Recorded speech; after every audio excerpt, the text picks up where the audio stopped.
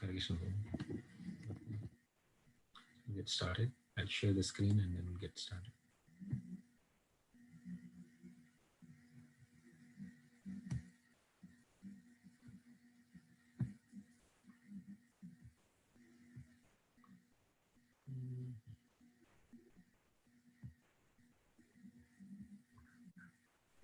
Shankaran Prabhu, we cannot hear you. Yeah, bro. I'm not speaking. Okay. I was just turning on this share. Everyone see the screen? Yes, Prabhuji. Okay. Okay. Om Jnanatimirandasya Jnananjana Chalakaya Chakshurunmritam Yena Tasmai Shri Gurave Namah Vanchakalpatarubhyascha Kripa Sindhubhya eva cha Patitanam Pavanebhyo Vaishnavebhyo Namo Namah Shri Krishna Chaitanya Prabhu Nityananda Shri Advaita Gadadhar Shrivasadi Gaura Bhaktavrinda Hare Krishna Krishna Krishna Hare Hare Hare Rama Rama Rama Hare Hare. Hare Krishna. So thank you very much everyone for taking out your precious time to get together to hear life and teachings of Lord Chaitanya. So today we'll be discussing the youthful pastimes of Lord Chaitanya. Just to do a brief recap, we discussed last week about Lord Chaitanya. His father Jagannath Mishra passed away from this world, and Nimai became much more sober. And sometimes he would break everything in home and bring the gold and give it to his mother, which will really surprise Mother Sachi. In this way, Nimai, as a great scholar, he was such a brilliant student of Gangadas Pandit that he actually started teaching in the school of Gangadas Pandit. He became a teacher in the school of Gangadas Pandit. So Lord Vishwambar, he would actually go every day. There was a very dear devotee of Lord Vishwambar. His name was Mukunda Sanjay. So every day he will go to the Mukunda Sanjay's home, and Mukunda Sanjay had a very big mandap, kind of a courtyard, Durga mandap. So he would sit in that mandap and teach the students. He would actually speak on the Sanskrit grammar. And Nimai Pandit would exhibit so much arrogance. Whenever he would see some other teachers who were teaching, in Navadvip, he would actually taunt them. People don't even know the basic Sandhi rules, and they call themselves Mishras, Chakravartis, or Bhattacharyas. And if somebody would start an argument with him, he would actually, with his razor sharp intelligence, he would actually annihilate whatever they spoke.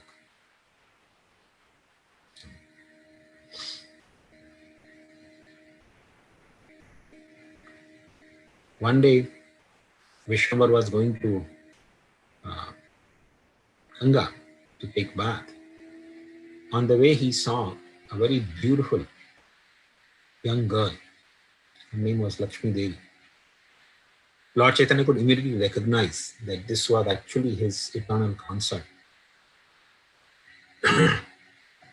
And Lakshmi Devi, when she saw Vishwambar, she could recognize this was her worshipful Lord. She actually offered in her mind the prostrate obeisances to the Lord. So Lord Chaitanya returned his home, and by the desire of Sri Chaitanya Mahaprabhu, will be the Supreme Lord. This Lakshmi Devi was actually the daughter of a very learned Pandit. His name was Vallabhacharya. So this Vallabhacharya was actually a great learned Pandit, but very poor, didn't have much wealth. So he was always wondering that his daughter was almost like goddess of fortune. Who would be the suitable husband for her? So by the desire of Lord Chaitanya, there was one matchmaker, Brahmana. His name was Vanmali. So this Vanmali, being inspired by Lord Chaitanya, went to the house of Sachi Devi. Lord Chaitanya was not at home that time. So he went to the house of Sachi Devi. And Sachi Devi would often see at her son, who was actually the prime youth, 16-year-old boy. He had such charming form. In fact, when the ladies in Navdeep, when they saw it in the form of Lord Chaitanya, they would think that he's personified Kamadev. So Mother Sachi would wonder, she was thinking she should arrange some marriage for her son. So Vanmali, when he came to the house of Sachi Devi, he told Sachi Devi that, in Navdeep, there is a very pious and learned Brahmana named Vallabhacharya. He has a very beautiful daughter who is full of all the virtues. She's almost like goddess of fortune. I think your son Vishwambar would be the suitable match for her. But when Sachi Devi heard this, this was also her desire. But she thought, my son, he's still just studying and he loves to study. So she told Vanmali, I don't think my son is actually, this is the right time for his marriage. He loves to study. So I would like him to just continue studying. And maybe after some time, I will arrange his marriage. So Vanmali was definitely not happy hearing this. Because, some people, they have that service of arranging the marriages. So when they see good prospect and that doesn't work out, that doesn't really please them. So he didn't like it, the answer of Sachi Devi. But anyway, he just walked out. So when he was walking out of the home, outside the home, he met Vishwambar. Lord Vishwambar was coming back home. And Lord Vishwambar actually embraced him. And Vanmali said, Lord Vishwambar asked him, where are you coming from? So he said, I went to your home. I was talking to your mother, Sachi Devi. And I brought some proposal. He gave the details, of the girl. And he said, but your mother said that maybe this is not the right time for your marriage. So when Lord Chaitanya heard this, he didn't speak. He became silent. And then after some, talking little, casual talks with him, when Vanmali went away, Lord Chaitanya came to his home. And he told his mother, what was wrong in the proposal of Vanmali? When Sachi Devi heard these words of Vishwambar, she became filled with happiness. She became so joyful. Because for her, the only purpose of existence was to please her son.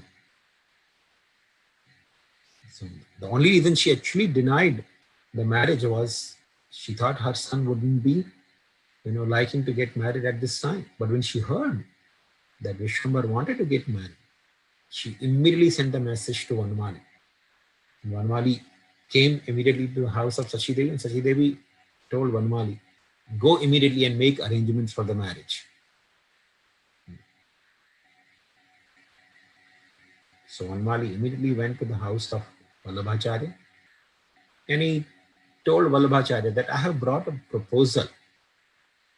There's a very pious Brahman, Jagannath Mishra, who are actually no more, but he said his son Vishwambar is a very suitable candidate for your daughter.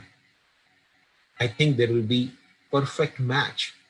And when Vallabhacharya heard this proposal, he became filled with joy. He became so happy. He was thinking, what kind of pious activities I have done that such a exalted, because Nimai Pandit was known throughout the Navadvip. He was thinking, what kind of pious activities my wife, my daughter has done or I have done that such an exalted personality is going to become her husband. He told Vanmali that I am a very poor Brahmana. I will give only 5 haritaki fruits along with my daughter in marriage. And Vanmali simply smiled. He went and put the proposal to Sachi Devi. They wholeheartedly agreed. And there was the beautiful marriage ceremony of Lord Chaitanya and Lakshmi Priya Devi. In Bengali tradition, they have, before marriage, they have a ceremony called Adivas ceremony. So this Adivas ceremony was performed, wherein, the boy is garlanded with a flower garland and an auspicious, the Brahmanas come and, recite the auspicious shlokas, from the Vedas, chant the Vedic hymns. And the girl's father also comes to participate in that ceremony. So Vallabhacharya came and he participated in the ceremony. So that Adiva ceremony was done very nicely. And then on the day of marriage, Lord Chaitanya, along with his, the relatives and Sachi Devi, he went to the house of Vallabhacharya. They came to the house of Vallabhacharya in the evening, and there was a beautiful marriage ceremony was performed. In that marriage ceremony, the demigod from the heavenly planets, they came to participate in this marriage. Taking the form of human beings, they actually came to participate in that marriage. And they brought so many gifts. Vallabhacharya, he personally handed over his daughter in the marriage to Vishwambhar to the appropriate ceremony. And he told at the time of marriage to Vishwambhar that, my dear son, this daughter of mine is very, very dear to me. In fact, I'm giving you my very life. She has been brought up with great love and affection. Sometime while taking meals, she would sit in the lap of her mother. So please take care of her. Even sometimes she's behaved like a restless, so please take care of her. And seeing this, Vallabhacharya became actually choked up.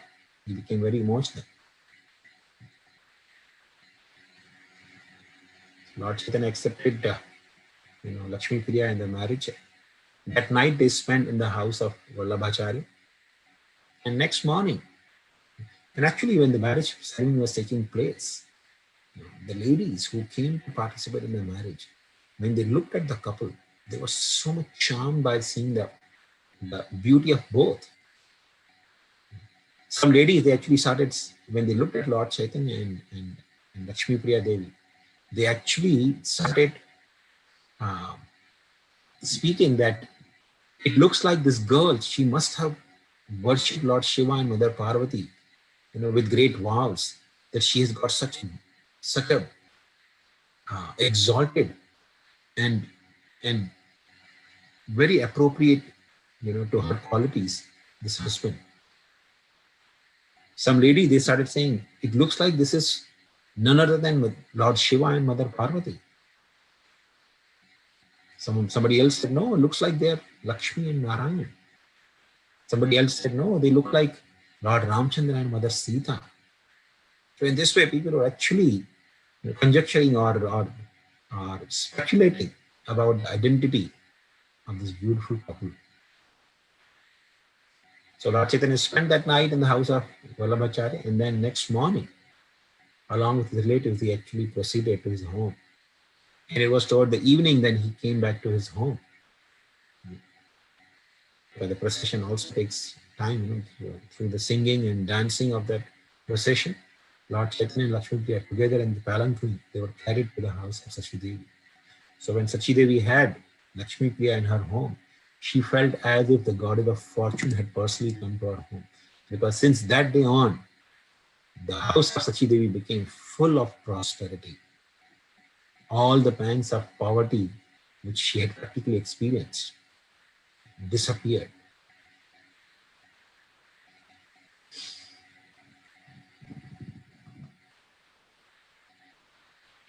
Of course, uh, the happiness that Sachi Devi and Jagannath Mishra had experienced after the appearance of Nimai was actually unparalleled. They never actually felt any way that they were poverty stricken.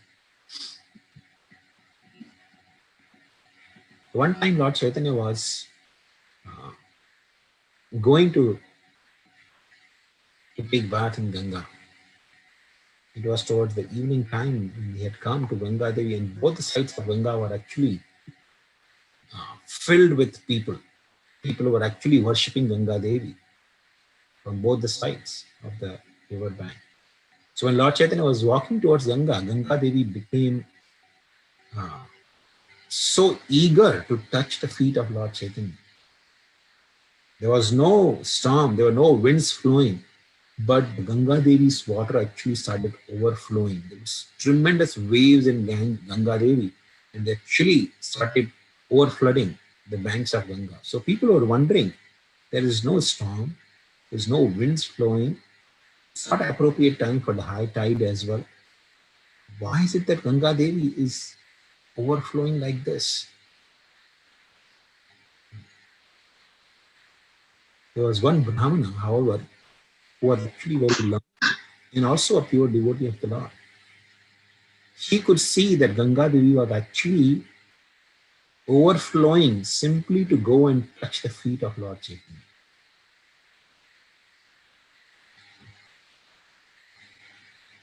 So when he saw that Ganga Devi, after touching the feet of Lord Chaitanya, was actually becoming calm, he went to Lord Chaitanya and actually fell at the feet of Vishwambhara. He said, "My dear Lord, I can understand that you are actually the Supreme Personality of Godhead. You are the source of Mother Ganga.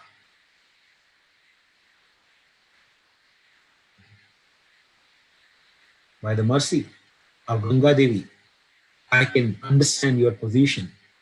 And that was actually true. Mother Ganga, because this person was so devoted to Ganga, he used to worship Ganga Devi with so much love and devotion. By mercy of Ganga Devi, he could actually understand the identity of Sri Chaitanya Mahaprabhu. So Lord Chaitanya, bestowing his mercy upon that Brahmana, he actually left for his home. And people were actually amazed, seeing the overflowing of Ganga and then subsiding, the water subsiding back after touching the feet of Lord Chaitanya. So this Brahmana started telling everyone the reason for Ganga Devi overflowing or overflooding. He told everyone assembled there that one time Lord Shiva in Kailash was singing the glories of Lord Vishnu, Lord Krishna. And accompanying him were Narad Muni and Ganesha. Narad Muni was playing on his veena and Ganesh was playing the mridanga for him. So, hearing, and Lord Shiva was singing so beautifully. His singing was filled with so much love for the Supreme Lord that the singing, the vibration of his singing penetrated the universal layers and went to the spiritual sky, and it attracted the heart of Sri Krishna. So Lord Krishna personally descended from spiritual world and he came to the abode of Lord Shiva. And he told Lord Shiva, when he heard Lord Shiva singing so beautifully, he actually told Lord Shiva, "Please stop singing. Your singing is actually making me melt away." When Lord Shiva heard this, he started laughing. And he said, "Okay, let me see how your body melts." And he started singing with much more vigor and love and devotion. And to his great amazement, he saw the body of Lord Krishna started melting away. And when he saw this, he was horrified. He stopped singing. And then the melting of the Lord's body actually stopped. And whatever, the body was melting, Lord Brahma actually collected that water, which was actually liquid Brahman, in the Kamandali.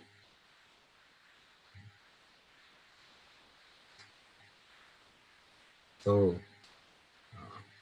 this Brahman actually explained that this Mother Ganga is actually none other than the liquid Brahman, the body that melted away from Lord's body.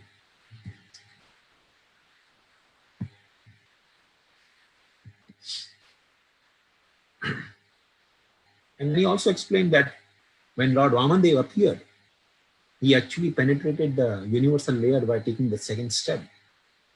And the water emanated from his feet in the form of Ganga. So Ganga Devi was also remembering that her birth has come from the feet of Lord.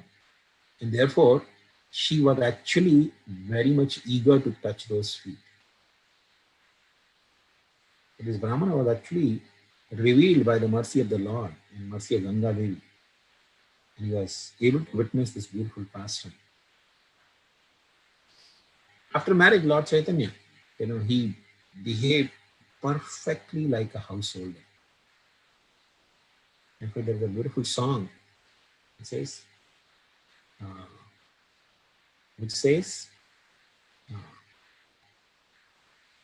that Lord Chaitanya was a perfect example in the Grihastha ashram.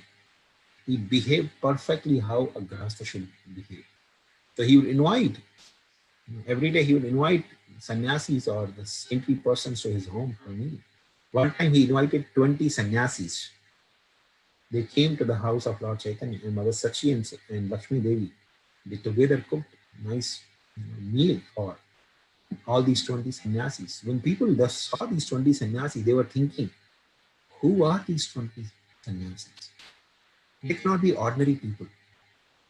If they are receiving the alms at the house of Lord Chaitanya, they must be, Saptarishis and other sages, other exalted sages. But Lord Chaitanya would actually behave like a perfect grahastha and invite sannyasis to his home.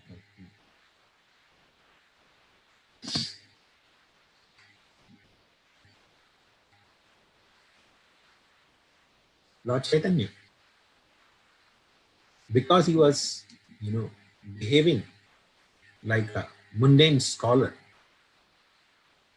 it would create a lot of fear in the hearts of materialistic scholars. People who are actually materialistic, they would actually feel very much fearful in the presence of Lord Chaitanya.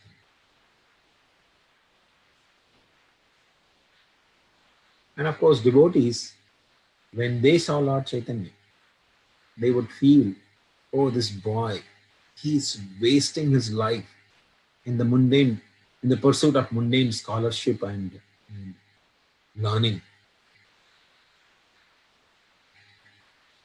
The devotees, they would feel so much tormented by the blaspheming of the people in Navadvip. Because atheistic people, they would blaspheme the devotees. Some people would say, whenever these four brothers headed by Srivas, they meet together, I cannot even sleep because these people loudly howl. They're loudly calling out the names of Hari and Krishna. Isn't there some scriptural injunction which says one cannot get the benefit by softly chanting or chanting in the mind? Why these people have to so loudly call out? Actually, they don't have any devotion. They have simply empty belly. And because of the hunger in their stomach, they loudly, scream out the names of God. I can't even sleep. After a good meal, I can't have good sleep because of these people shouting. And sometimes devotees, they would go to the house of Advaita Acharya and tell Advaita Acharya, their sorrow, how the blasphemers thought to be blaspheming, ridiculing the devotees. Advaita Acharya sometimes would become angry like Rudra, like Lord Shiva. And he would say, I will destroy all these atheistic people. But the next moment he will take the mood of a devotee and say, by my devotion, I will bring Krishna to this world. My dear brothers, don't worry, you will soon see Krishna face to face. So when the devotee would hear such consoling word from Advaita Acharya, they would forget their distress. And they would actually start the kirtan in the house of Advaita.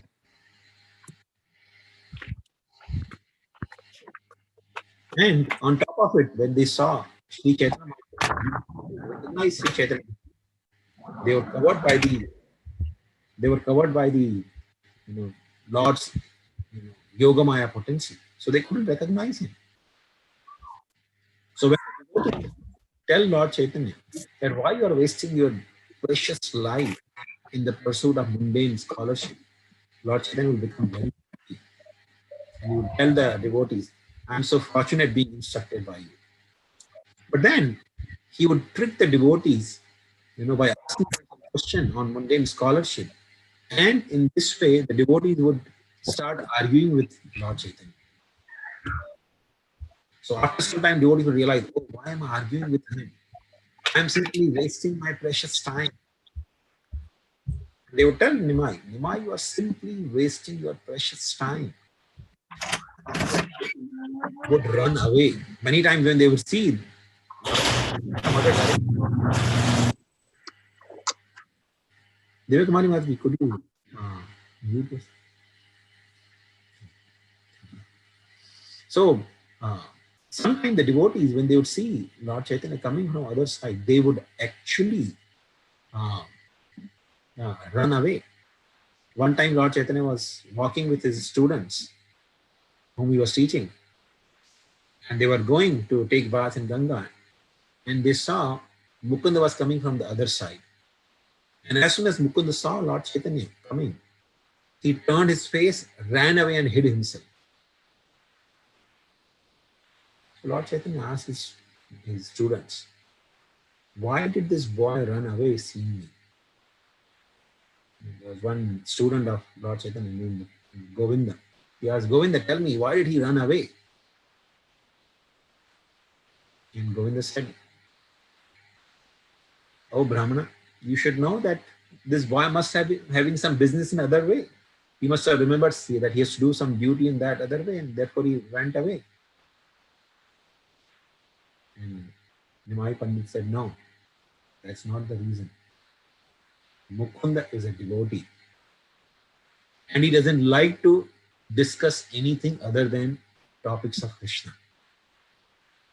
And when he saw me, he ran away thinking that he has to discuss with me the topics of Sanskrit grammar. And then Lord Chaitanya looked in the direction of Mukunda, where Mukunda ran away. He said, my dear Mukunda, how far you will keep running from me? And how long you will keep running from me? You just wait and watch. The day will come when you will see all the symptoms of devotee in my body. I will become such a devotee that you will not be able to give up my association. In fact, Lord Brahma and Lord Shiva will come to take my association. The student, they heard this, they couldn't understand anything. But in this way, Lord Chaitanya was revealing his true identity.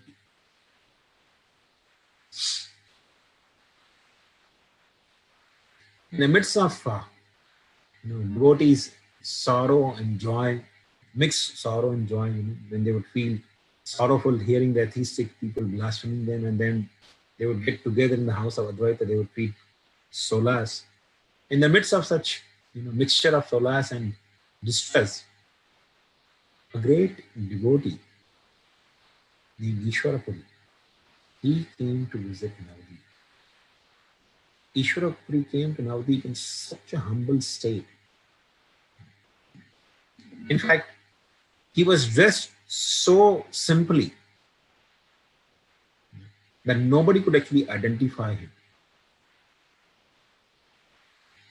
as if he was just an ordinary sannyasi. He came to the house of Advaita Acharya and sat outside the door.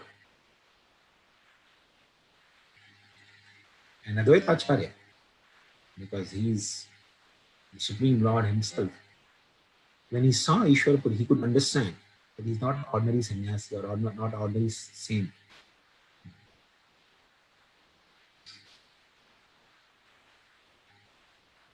And he asked him, "Who are you?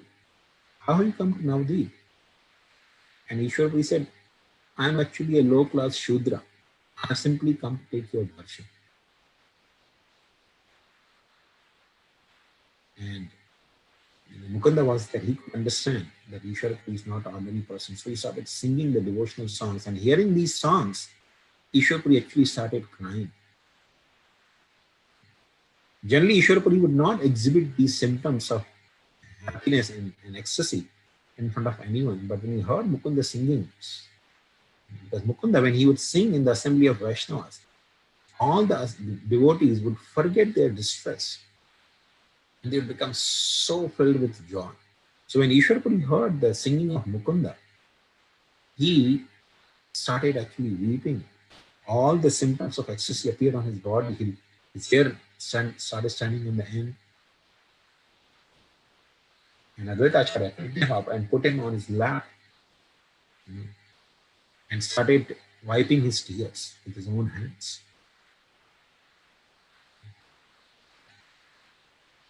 Ishwarapuri actually took residence in the house of Gopinath Acharya. Many months he lived in Navadvip. One time when Ishwarapuri was walking, he saw Vishwambar coming from the other side with the students. When he saw Vishwambar, beautiful form of Vishwambar, which was actually like stupid person,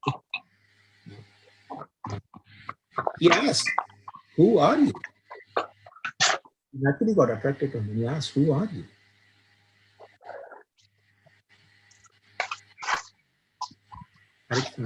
Can you mute?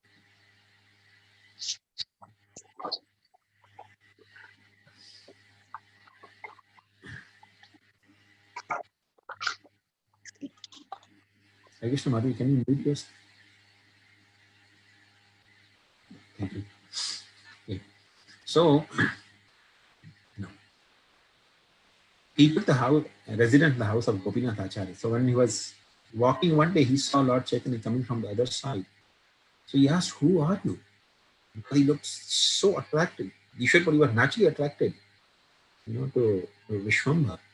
And when Lord Vishwambar saw his own servant, Ishwarapuri, he naturally became very much attracted to him as well. So when Ishwarapuri asked, "Who are you?" the students replied that he is Nimai Pandit. So Ishwarapuri said, "Oh, so you are that great Nimai Pandit. I have heard about you." And Lord Chaitanya said, "I am simply your servant." And Lord Chaitanya invited Ishwarapuri to his home for prasad. So Ishwarapuri came along with Lord Chaitanya to his home. And Sachi Devi actually cooked beautiful preparations for Ishwarapuri. And after having prasad, Ishwarapuri actually sat down in the temple of Lord Vishnu. And he started actually speaking about Krishna Katha.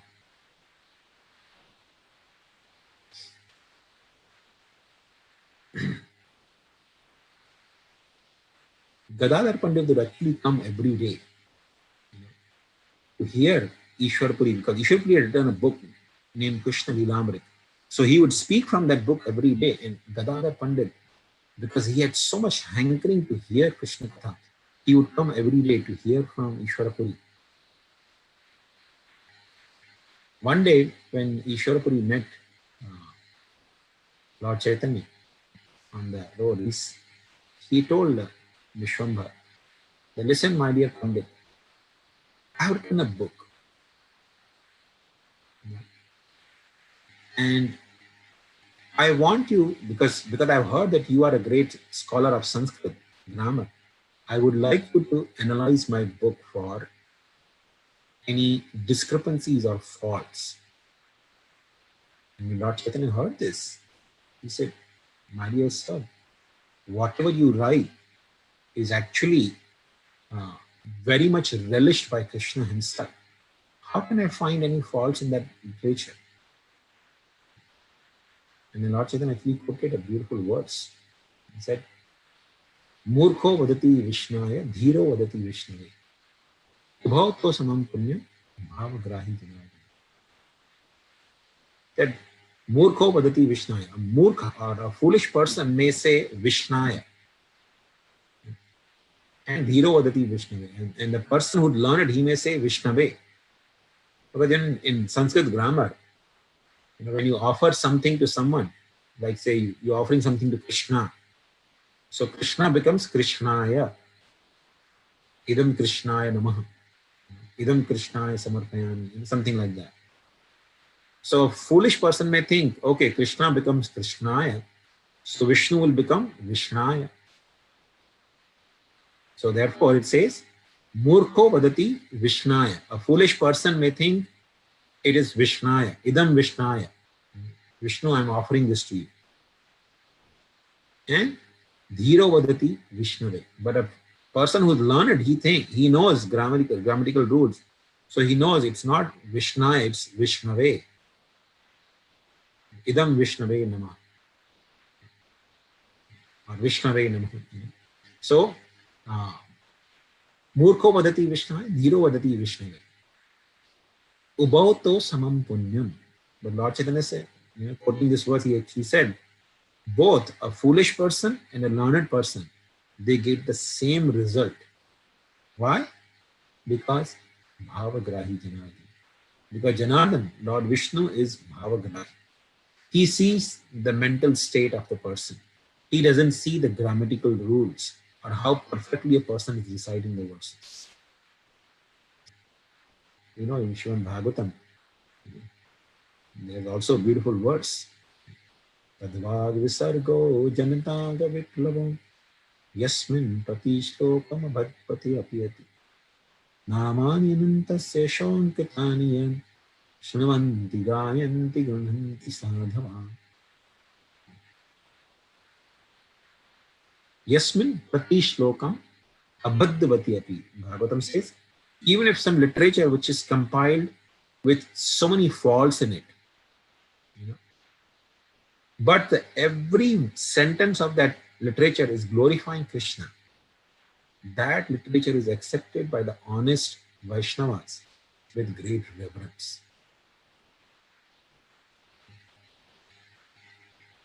In fact, there was one devotee from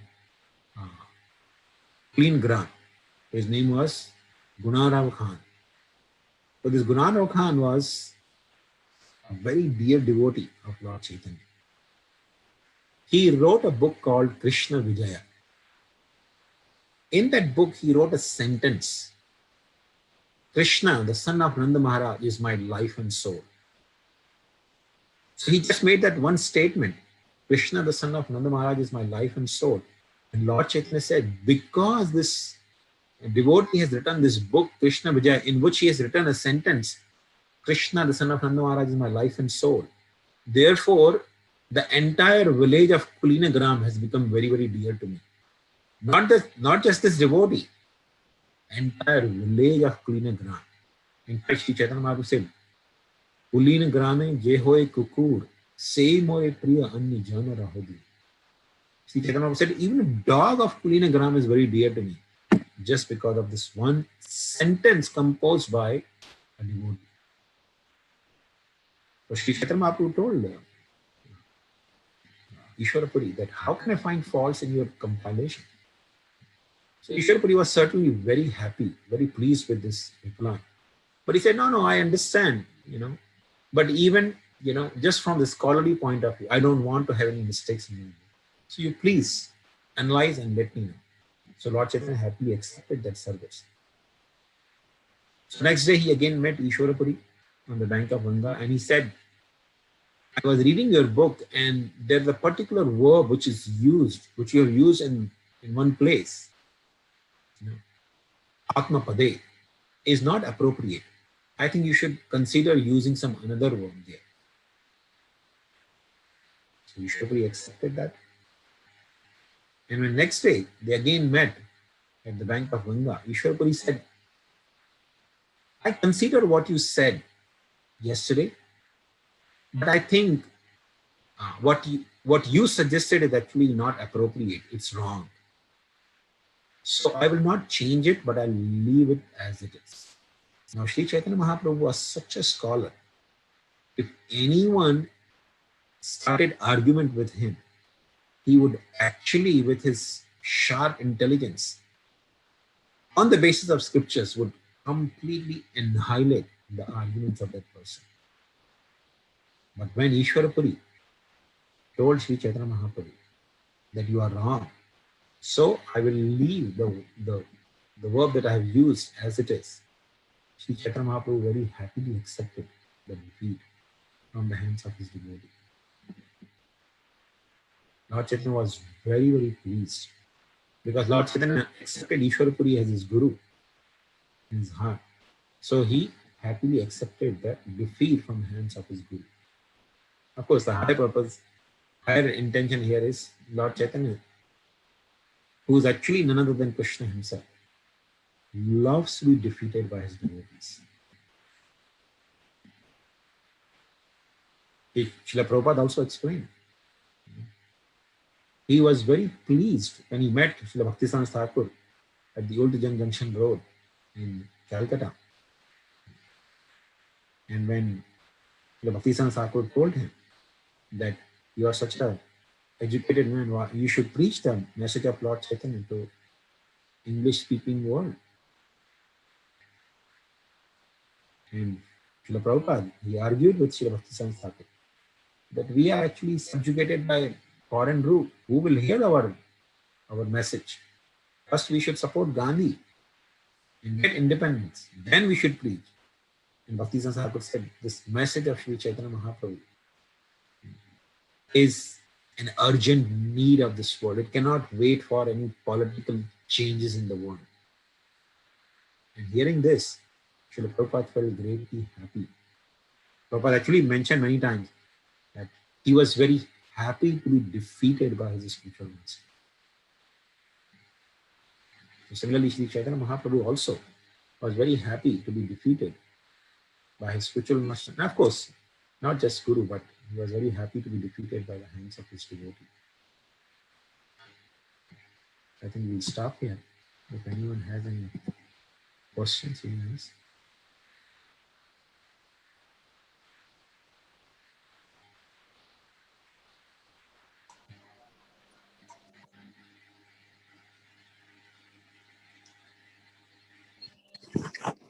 Hare Krishna, Prabhuji.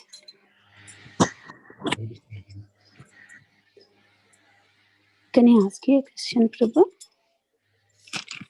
Please go ahead. Hare Krishna, Prabhuji. Can I ask you a question? Yes, Mataji, please go ahead. Yeah.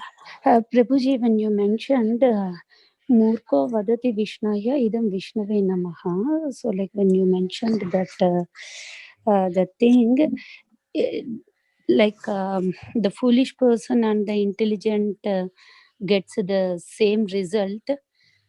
So if both are getting the same result, then why are we saying like intelligent and foolish? It is just to differentiate that a foolish person may not be offering it with the perfect pronunciation Okay. and Okay. proper mantras, Mhm. but his bhava is offering to Krishna is accepted by Krishna equally. Okay. Like, Oh yeah, yeah. You mentioned that bhavagrahi. Yeah. Prabhuji, you mentioned some SB Srimad Bhagavatam shloka. What is that, Prabhu? It's in the first canto of Bhagavatam, I believe in 5th chapter. Tadvaga Janataga Viplava. Yasmin. It begins with Tadvaga Visargo. Tadvada. Tadvaga Visargo. Tadvada. Okay, Prabhu. I will see. Thank you so much, Prabhuji. Hare Krishna, Mama. I'll post that, Prabhu. Prabhuji, I have a question. Yes, ma'am. Why Chaitanya Mahaprabhu, he married for 2 times, like Vishnu Priya and Lakshmi? Anyhow, like It will come. It will come in the future. Because, yeah, she left this world. So just to please his mother, Lord Chaitanya, just to give her assurance that he will stay with her, he married Vishnu Priya Devi as well. and Priya why Devi that Lord Chaitanya had any children? Like I mean, he came as a supreme Lord, but Lord Krishna came and he had so many children, right? So why Lord Chaitanya didn't have any children? the Vaishnava Acharya actually explained that Lord Chaitanya didn't want it to have the Jat Goswamis, because Kali Yuga is a place, Kali Yuga is the time when people are very much, in this bodily concept of life. They think the Jat Goswamis, oh, I'm from the family of Lord Chaitanya, therefore I can do whatever I want, and everybody should respect me, honor me. Therefore, Lord Chaitanya did not leave any progeny, any descendants. Okay. Like in Bengal, if you go, there are a lot of people who claim themselves to be belonging to the family of Nityananda Prabhu. Yes, Prabhuji. Yeah, I was about to ask that only. Nityananda Prabhu had children. Why not Chaitanya Mahaprabhu had children? Yes, but Lord Chaitanya didn't want it to have that possibility that anyone can claim as a descendant of Lord Chaitanya. Anyone who actually follows the teachings of Lord Chaitanya is a true descendant of Lord Chaitanya, true family lineage. Like one time, Srila Prabhupada, some devotee asked Prabhupada, who will be carrying your legacy after you leave this world? Prabhupada says, anyone who follows my teachings will carry my legacy. Prabhupada didn't say, my disciples, my dear disciples will carry my legacy. No, anyone who follows my teachings will carry my legacy.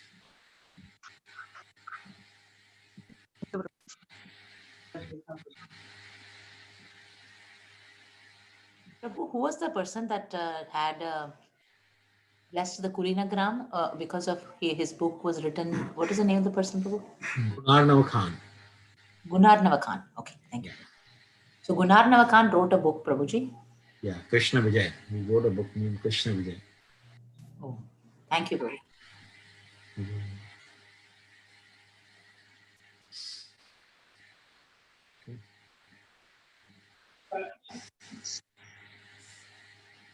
So if no more questions, then I think we'll stop here.